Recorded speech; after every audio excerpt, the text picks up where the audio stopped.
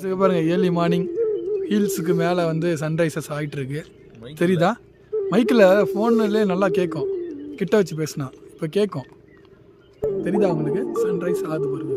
அழகான சான்ஸே இல்லை. என்னதுண்ணா அதான் மேலே வந்துருச்சு மைக்கா.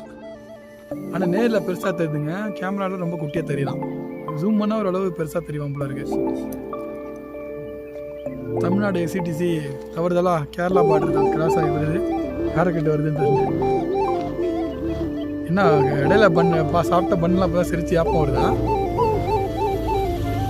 நிறைய பேர் அந்த பஸ்ஸில் வீடியோ எடுத்துருக்காங்க. அந்த காரில் வந்தால் எங்களை பேர் இறங்கி நின்று போட்டோ விட்டு